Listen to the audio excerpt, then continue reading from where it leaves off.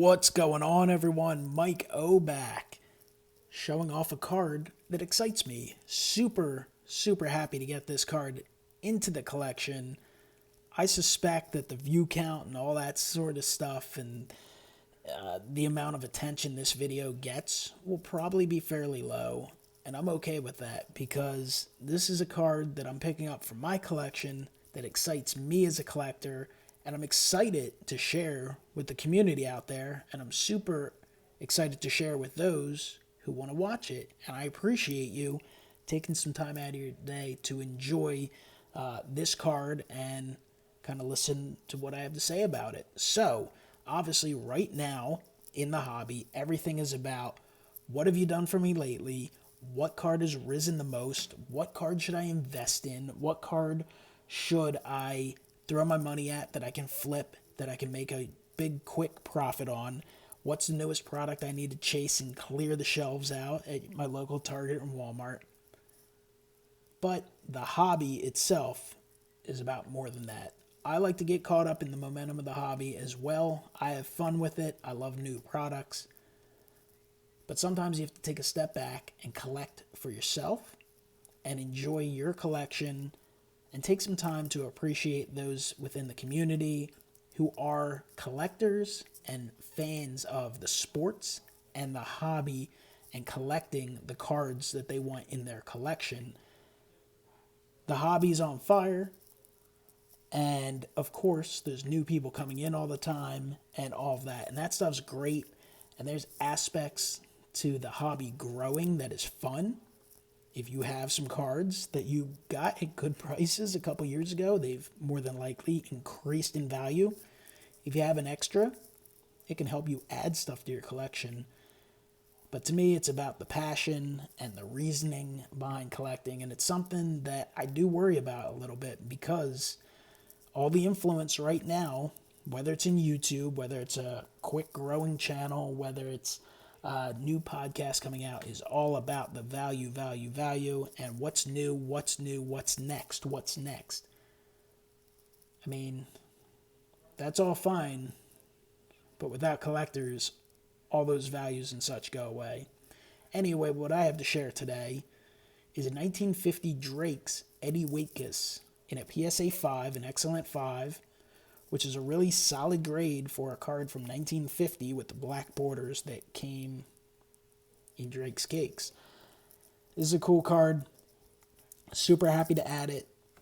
I knew about the 1950 Drake set, the TV baseball series set, for quite a while, but it was kind of reintroduced by watching Dave Blue Jacket 66, who is a fantastic channel, who if you don't check out, you should check out. I'll try and remember to post a link down below.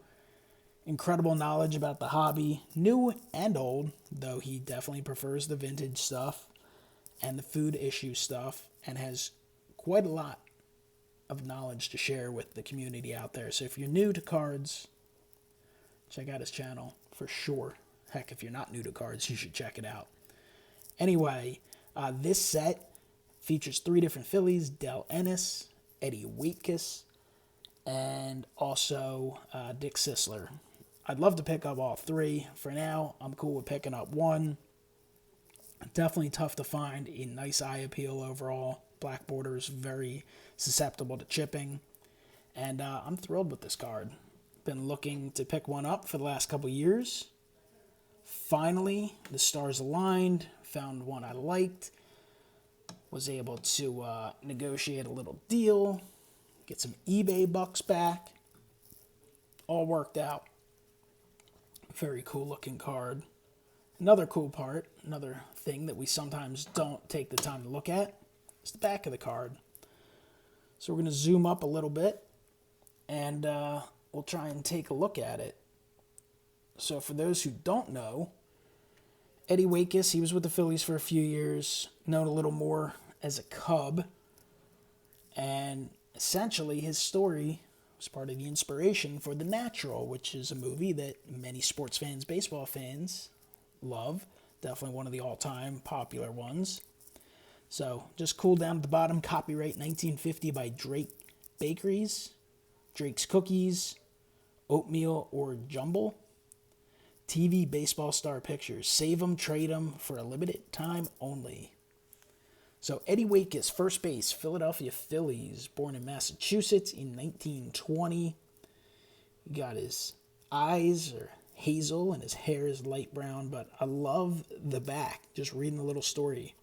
Recognized as one of the best first basemen in baseball, Eddie had played in 54 games for the Phillies in 1949 and compiled a batting average of .306 when he was shot and seriously wounded by a demented girl fan. He was out for the season. However, after a winter of exercise and sunshine, he came back just as good as ever for the beginning of the 1950 baseball wars. Eddie started in the majors in the uniform of the Chicago Cubs and played 3 full seasons with them, hitting .304, .292, and .295. He was traded to the Phillies in December 1948. He began in baseball in 1939 and played a few games with the Cubs at the beginning of the 1941 season. Eddie spent 3 years in service. He's been on one All-Star team and was chosen an honorary member of the 1949 outfit, which he would have made except for the near tragedy which occurred. So, you got a little background on his career, and I just don't see a baseball card coming out in 2021 that mentions that a player was seriously wounded by a demented girl fan. So I just thought I would share it with you. Super happy to pick this up. Definitely always willing to pick up some of the Eddie Waitkus because of his story.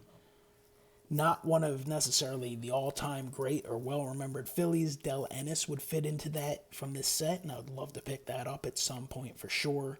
But I thought the Waitkus was a super cool addition to the collection. And as someone who's a Phillies collector and trying to kind of pick up at least one card from all the various sets released over the years, we're going back to the late 1800s, though a few of those sets are just out of my price range for sure, up to current day stuff.